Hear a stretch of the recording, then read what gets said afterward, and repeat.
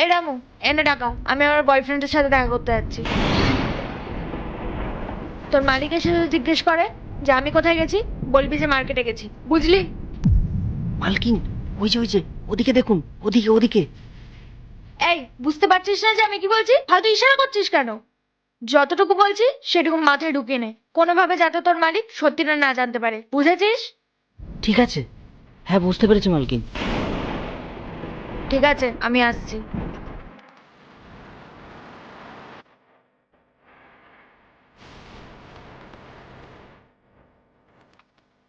রামু, তোর মালকিন কোথায় গেল রে? ওই তো, আপনি তো দেখলেনই। ম্যাডাম ম্যাডাম ম্যাডাম তো মার্কেটেই গেলেন। রামু, তোকে আমি একটা প্রশ্ন করছি, তার সোজাসুজি উত্তর দিবি। আমি কি দেখেছি বা শুনেছি সেটা নিয়ে তোকে ভাবতে হবে না। আমি তোর মুখ থেকে জানতে চাই মালকিন কোথায় গেছে, আর তুই শুধু সত্যিটাই বলবি। মালিক, সত্যি করেই তো বলছি, তাও আপনি আমার উপর চিৎকার করছেন কেন? আমি কখনো কি আপনাকে মিথ্যা কথা বলেছি? বলিনি তো। আজ কেন বলবো মালিক? কারণ তুই মিথ্যে কথা বলার জন্য না টাকা পাস।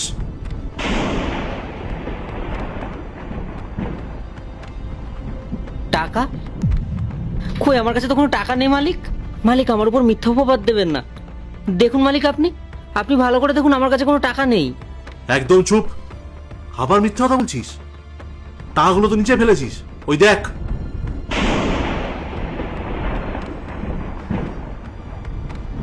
মালিক, ভুল হয়ে গেছে মালিক, আপনার পায়ে ধরছি, এবারের মতন ক্ষমা করে দিন আমাকে। আজকের পর আর এরকম ভুল কোনোদিনও হবে না। আসলে আমি টাকার লোভে পড়ে এরকম একটা ভুল কাজ করে ফেলেছি মালিক। আসলে মালকিনের বাইরে একজনের সাথে চক্কর চলছে। শোন রাম, তোর মালকিন তোমায় ঠকালই, আর তুইও আমায় ঠকালি। তুই তো আমার দেয়া টাকায় চলিস, তোর সাহস কি করে আমায় ঠকানোর? তোকে কে মায়না দেয় বলতো? আমি না তোর মালকিন? আপনি মালিক। তোকে কে এখানে কাশা দিয়েছিল? আপনি দিয়েছেন মালিক। তাহলে তোর সততা কার প্রতি থাকা উচিত, আমার প্রতি না আমার ওয়াইফের প্রতি? আপনি আপনি তো আমাকে সব দেন মালিক। আমার ভুল হয়ে গেছে, আমি আর এরকম কাজ কখনো করব না। যাই হোক না কেন, আমি আপনাকে সব আগে থেকে বলে দেবো। আমাকে একটা সুযোগ দিন মালিক। আমার পরিবার আছে, আমি কাজ না করলে ওদেরকে না খেয়ে থাকতে হবে। বাইরে কেউ আমাদের কাজ দেবে না মালিক, দয়া করুন। আমি তোর কাছ থেকে কোনো রকম অজুহাত শুনতে চাই না রামু। আমি শুধু তোর মুখ থেকে সত্যিটা বার করতে চেয়েছি। আপাতত তোর মালকিনের সাথে আমার বোঝাপড়া বাকি আছে, তোর ব্যাপারটা আমি পরে দেখছি। তুই এখন আমার চোখের সামনে থেকে যা। কিন্তু মালিক, এই কাজটা আমি কি কাজ করব? আমি এখন তোকে একটাও কথা বলতে চাই না রামু, আমার মাথা কাজ করছে না।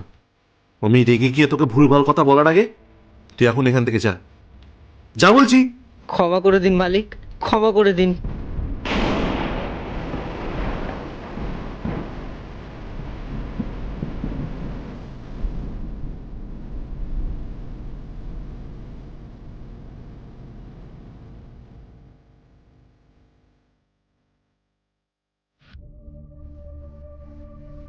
স্নেহা,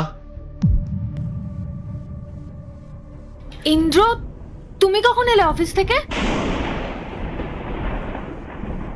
আমার কথা নয় পরে হবে, আগে তুমি বলো তো তুমি কোথা থেকে আসছো? রামু তোমাকে বলেনি? আমি তো বাজারে গেছিলাম সবজি আনতে, ভাবলাম ও তোমাকে বলে দিয়েছে। সবজি কোথায়? আসলে ভালো সবজি পাইনি তো, তাই ভাবলাম থাক, অনলাইন থেকে অর্ডার করে দেবো। আর কিছু? আর কোনো গল্প? এমন কিছু যেটা আমি বিশ্বাস করতে পারবো? একটু ভালো করে গল্পটা সাজাও, তখন তো আমি বিশ্বাস করব, তাই না? মিথ্যে? তুমি ইন্দ্র এসব কি বলছো? আমি তোমাকে কেন মিথ্যে কথা বলবো? এই সেই টাকাগুলো না যেটা তুমি রামুকে দিয়েছিলে? অবাক হচ্ছ তাই না? আমি সবটা নিজের চোখে দেখেছি, আর নিজেরই কানেও শুনেছি। আর ওই রামুকে আমি এমন ধমক দিয়েছি যে ও সব সত্যি বলে দিয়ে এই টাকাগুলো ফেলে পালিয়ে গেছে। ইন্দ্র, আমার মনে হয় তুমি ভুল বুঝছো। যা দেখেছো যা শুনেছো, আসলে আমি ওরকম কিছুই করিনি। আমি তোমাকে ব্যাপারটা বুঝিয়ে বলছি। কি আর কি গল্প বানাবে তুমি? তুমি এখন এটাই বলবে যে আমি বোকা, তুমি আমার সাথে কোনো প্র্যাঙ্ক করছিলে। আমার কানে সমস্যা, আমার চোখে সমস্যা, তাই তো? আর কি বাহানা আছে তোমার কাছে? স্নেহা, আমি সব সত্যিটাই জানি। আমি শুধু এটাই দেখতে চাইছিলাম যে তুমি আর কতটা নিচে নামতে পারো। আর আমি এটাও দেখতে চেয়েছিলাম যে তুমি নিজের অপরাধটা ঢাকতে আর কত মিথ্যে সাজাতে পারো। আর আমি এটাই দেখছি যে তুমি থামবে না। Indra, Indra, I am really sorry. আমার ভুল হয়ে গেছে, দয়া করে তুমি আমাকে ক্ষমা করে দাও। সারাদিন বাড়ির কাজ করে করে হাঁপিয়ে গেছি, তাই একটু ডিস্ট্র্যাক্ট হয়ে গেছিলাম। আমার নিজের কাছেও খুব খারাপ লাগছে। তুমি আমাকে একটা সুযোগ দাও, আমি আমার সব ভুল শুধরে নেব, আর কোনোদিনও এরকম ভুল হবে না। প্লিজ একটা সুযোগ দাও। আজ আমার নিজের উপর সব থেকে বেশি রাগ হচ্ছে স্নেহা। রাগ হচ্ছে এই কারণে যে আমি তোমার কথা শুনে একা থাকার সিদ্ধান্ত নিয়েছিলাম। আজ যদি আমার মা বাবা এখানে থাকতেন আর আমি তোমার মিথ্যে জেদ পূরণ না করতাম, আজ আমাকে এই দিন দেখতে হতো না। ইন্দ্র শোনো। না, তুমি শোনো। শুধু তোমার জন্য আমি আমার জন্মদাতা মা বাবাকে গ্রামে রেখে এসেছিলাম। তুমি চেয়েছিলে প্রাইভেসি, তুমি চেয়েছিলে একা সংসার করতে, যাতে তোমায় কেউ ডিস্টার্ব না করুক। আর আমিও অন্ধের মতো তোমার সব কথা মেনে নিয়েছিলাম। আজ আমি বুঝছি আমার মতো ছেলেদের এটাই প্রাপ্য, যারা নিজের বউয়ের কথা শুনে নিজের মা বাবাকে দূর করে দেয়, তাদের কপালে শেষ পর্যন্ত এই চরম অপমানটাই জোটে।